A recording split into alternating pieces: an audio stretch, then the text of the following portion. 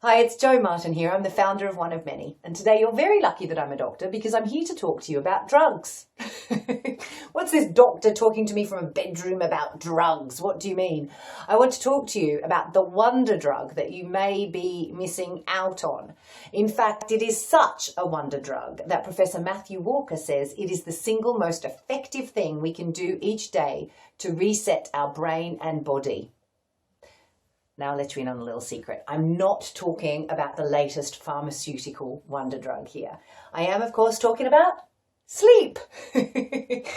Sleep is such a crucial piece of our well-being, yet we overlook it so frequently in our efforts to achieve more, to do more, to give more, to be more. We think we can kid ourselves and miss out on it, but it has serious health benefits if we do that. Exactly what health benefits are too manifold to list out, but let me give you one example here.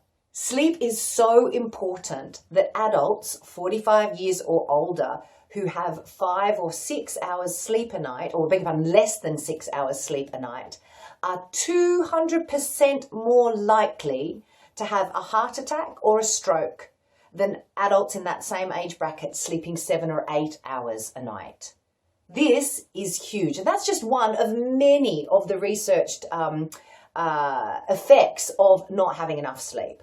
Now, I know you think to yourself, of course I'd like to have more sleep, but it's just not possible with everything I have on. Or maybe it's not just how much you're trying to cram into your day. It could be that you suffer from insomnia, not getting a good night's sleep.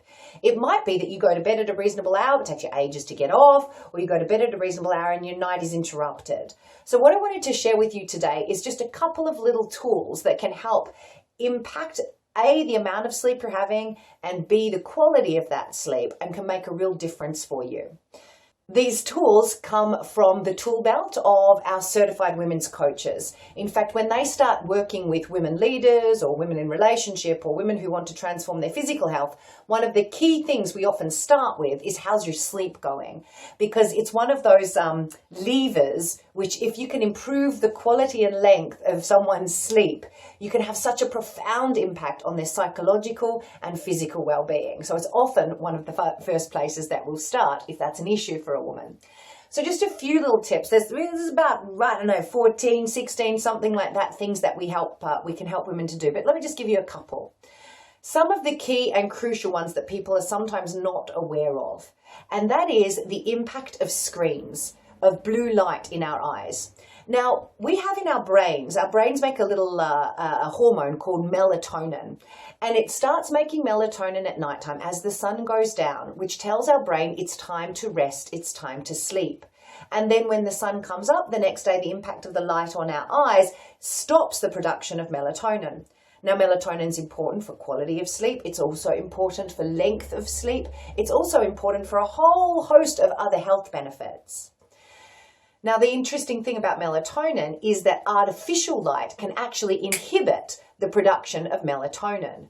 So if you are on screens right up until you switch your light off before you go to sleep, you know, that last little Facebook check, the last little Instagram check, the last little, oh, did I get that message from my boyfriend, whatever it might be that you're doing just before bed. Every time you do that, you are telling the brain that it's still daytime and to inhibit or stop the production of melatonin. Even if you get off to sleep but you wake up in the night and you turn the light on to go to the toilet, say, that switches off melatonin. So a few tips around this. Keep all screen time away from bedtime. I have a habit of leaving my phone downstairs in the kitchen when I go to bed, so I'm not tempted to do those last little checks. It makes a real difference. Then if you do wake up in the night, try to get used to, if you can, going to the bathroom without turning the lights on so that the melatonin can keep being produced. Similarly, the other thing you can do is red wavelengths of light don't have the same impact as white light. So I use those Himalayan salt crystal lamps just out in the landing so that the kids and myself have a little bit of light if we need to get up and about, and it's not as detrimental. So be aware of the effects of light on melatonin and notice if that makes a difference.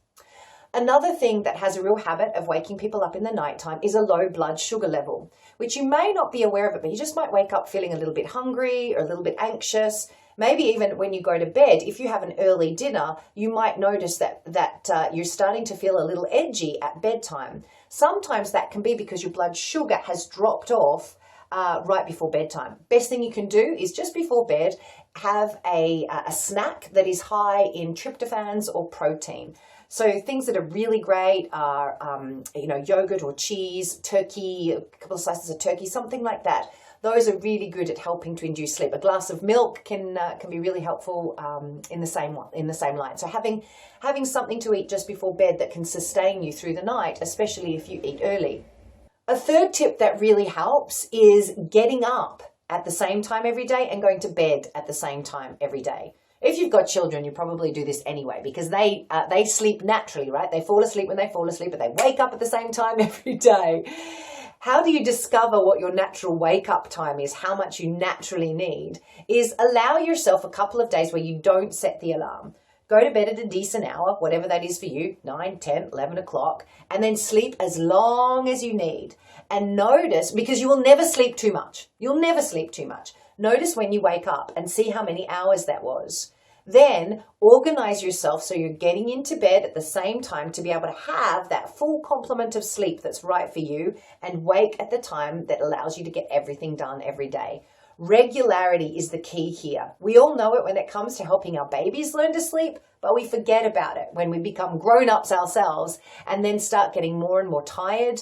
We start putting on weight. We can start having these adverse health effects like stroke and heart attack, all because at a fundamental level, we are not getting out of the sympathetic nervous system and getting the sleep that we need.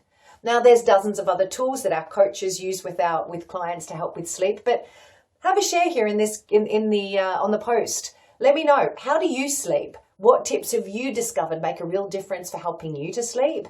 And how have you helped others to get a good night's sleep? If this has been helpful for you, give us a big like, subscribe to the channel, let us know you want to hear more and we'll be in touch. And please do share this with someone you know needs a good night's sleep.